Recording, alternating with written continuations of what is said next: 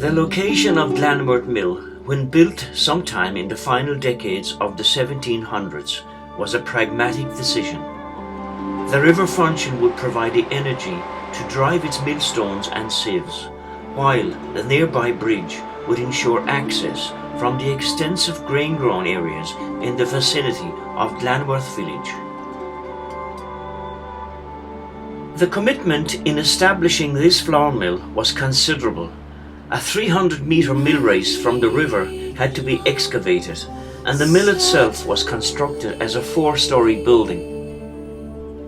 The potential returns on this investment must have been equally encouraging. Subsidies on the import of grain and flour from the UK had been removed, and corn production boomed in South Munster. Foreign wars kept up this demand, with the need for biscuit, bread and flour for the military. The power source at that time was from the mill wheel, driven by the pressure of the water from the mill race. This mill in Glanworth was powered by an undershot wheel, and in common with all such mills, the grain was processed from the top floor down. A type of dam was erected at one side of the large mill wheel. This consisted of an oak wooden shutter with cast iron frames at either side of the shutter. These frames were grooved at one side, and a toothed gear wheel fitted at both sides of the frame, and then connected by a steel shaft and a winding handle attached for raising and lowering the shutter, thus cutting off the water supply to the wheel, as the shutter when lowered created a type of dam. When the river would flood, the mill wheel could not work because of water backup. Then the employees of the mill would have time off from work.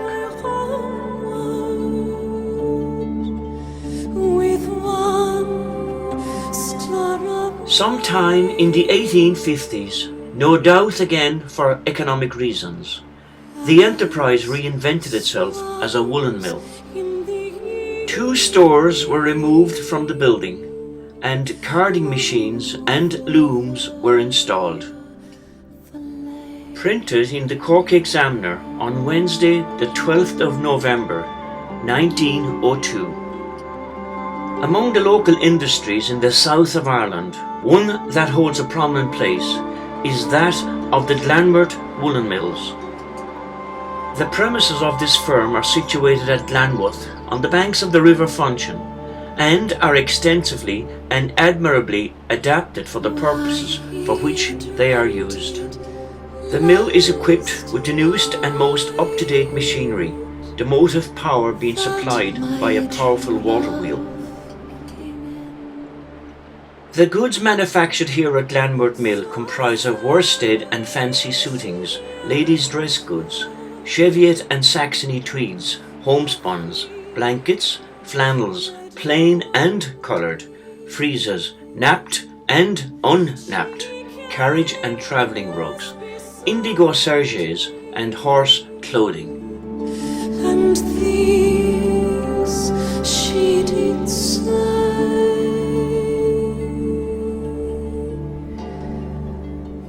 This transformation lasted another 100 years, and blankets from Glanworth Mill had a wide currency at home and abroad, until cheaper modern synthetic fibres ousted wool as a raw material.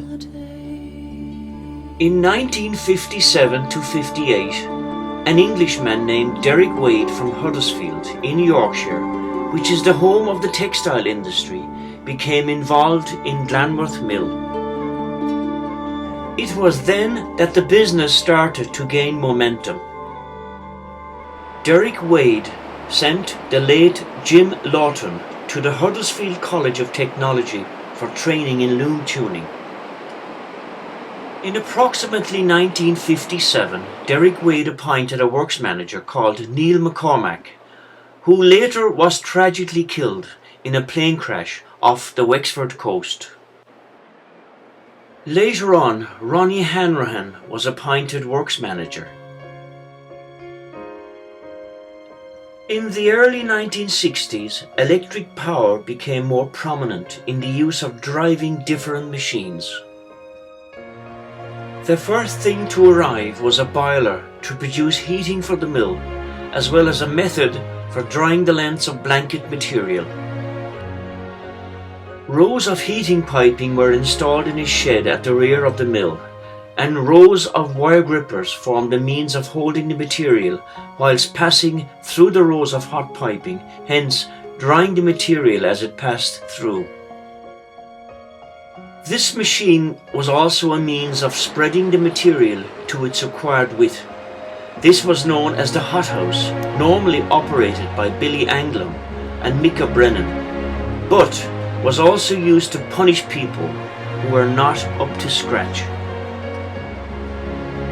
The mill wheel continued in use to the very end, but after the boiler was put into action, the looms and winders were next to be motorized, and so on until every machine in the mill had its own electric motor. Thus Brian of Fermoy was the electrical contractor, and before him it was Billy Weymouth.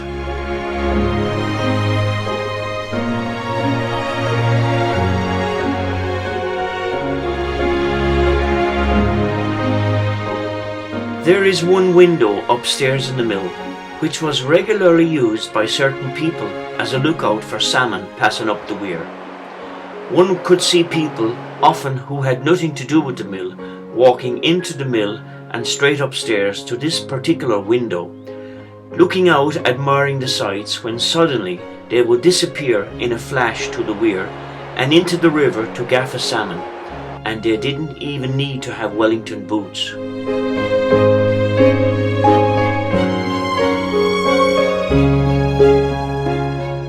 The mill closed for a short while in approximately 1971-1972 and taken over by Harry Donegan, but only for the production of yarns, and this didn't last long and closed again for many years.